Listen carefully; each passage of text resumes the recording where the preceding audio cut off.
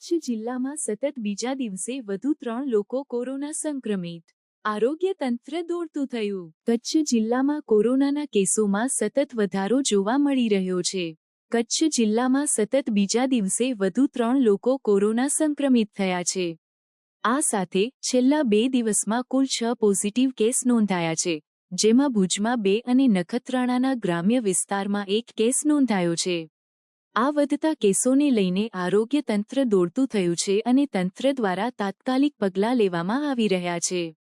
આરોગ્ય વિભાગે વધતા કેસોને ધ્યાનમાં રાખીને ખાસ તૈયારીઓ શરૂ કરી છે.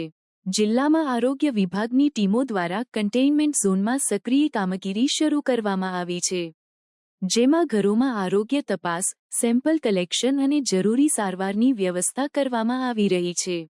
આ ઉપરાંત આરોગ્ય વિભાગ દ્વારા લોકોમાં જાગૃતિ લાવવા માટે વિવિધ કાર્યક્રમો પણ આયોજિત કરવામાં આવી રહ્યા છે.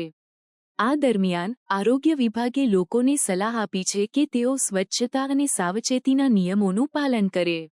માસ્ક પહેરવું, સામાજિક અંતર જાળવવું અને હેન્ડ સેનિટાઇઝરનો ઉપયોગ કરવો જરૂરી છે. જો કોઈ વ્યક્તિમાં તાવ, ખાંસી અથવા શ્વાસ લેવામાં તકલીફ જેવી લક્ષણો જણાય તો તરત જ નિકટના આરોગ્ય કેન્દ્રમાં સંપર્ક કરવો જોઈએ. આ વધતા કેસોને ધ્યાનમાં રાખીને આરોગ્ય વિભાગ દ્વારા ભુજમાં RT-PCR ટેસ્ટિંગ શરૂ કરવામાં આવ્યું છે. આ સાથે હોસ્પિટલોમાં બેડની વ્યવસ્થા, ઓક્સિજન સપ્લાય અને દવાઓની ઉપલબ્ધતા પણ સુનિશ્ચિત કરવામાં આવી રહી છે. જિલ્લા કલેક્ટર અને આરોગ્ય અધિકારીઓ સતત પરિસ્થિતિની સમીક્ષા કરી રહ્યા છે અને જરૂરી પગલાં લઈ રહ્યા છે. હાલમાં જે કચ્છમાં કોરોના પોઝિટિવ જે કેસીસ રિપોર્ટ થયેલા છે ખાનગી હોસ્પિટલોમાં, કુલ 6 કેસ અત્યાર સુધીમાં રિપોર્ટ થયેલા છે. બધા માઇલ્ડ સિમ્પ્ટોમેટિક છે અને હોમ આઇસોલેશનમાં છે. યંગ એજ છે, મોટાભાગના બધા પુરુષો છે.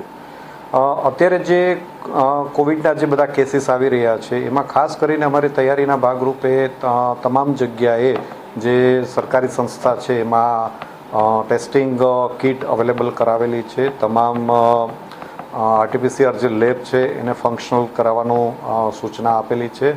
આ ઉપરાંત GK જનરલ હોસ્પિટલમાં અલગથી 100 બેડ તૈયાર કરાવેલા છે. બધી સબ ડિસ્ટ્રિક્ટ હોસ્પિટલમાં 10 બેડ અને CHCમાં 6 બેડ અને તમામ PHCમાં 3 બેડ ઉપલબ્ધ કરાવવાની સૂચના આપેલી છે. હાલ જે કેસીસ આવી રહ્યા છે અને એમાં જો લક્ષણોની વાત કરવા જઈએ તો એ સામાન્ય પ્રકારના ફ્લૂ જેવા લક્ષણો જોવા મળે છે. જેથી કરીને આપણે સામાન્ય શરદી ઉધરસમાં જે કંઈ ધ્યાન રાખતા હોય એ અત્યારે તમામ નાગરિકોએ સાવચેતી રાખવાની જરૂર હોય છે. આમાં કોઈ ગંભીર પ્રકારના અત્યારે લક્ષણો ધ્યાનમાં આવેલા નથી. સર, ખાસ કરીને આપણે ઓક્સિજન પ્લાન્ટ ને બધું જ અત્યારે કાર્યરત છે. આપણે એની તપાસ કે એનું ચેકિંગ એમનું દર 6 તારીખે એક મોક ડ્રિલ ટાઈપ હોય છે કે જેટલા ઓક્સિજન કોન્સન્ટ્રેટર જે છે, ઓક્સિજન સિલિન્ડર જે છે અને જે પ્લાન્ટ જે છે એમાં એનું મોક ડ્રિલ કરી અને એની જે કાર્યરતતા જે છે એ ચકાસવામાં આવતી હોય છે. સર, ખાસ કરીને આ વખતનો કોરોના વાયરસ બાળકો માટે ગંભીર માનવામાં આવી રહ્યો છે. એવા અત્યારે હજી કોઈ કેસીસ નોટિફાઈ થયેલા નથી અને રાજ્ય કક્ષાએથી પણ આવી કોઈ અલગથી સૂચના આવેલ નથી.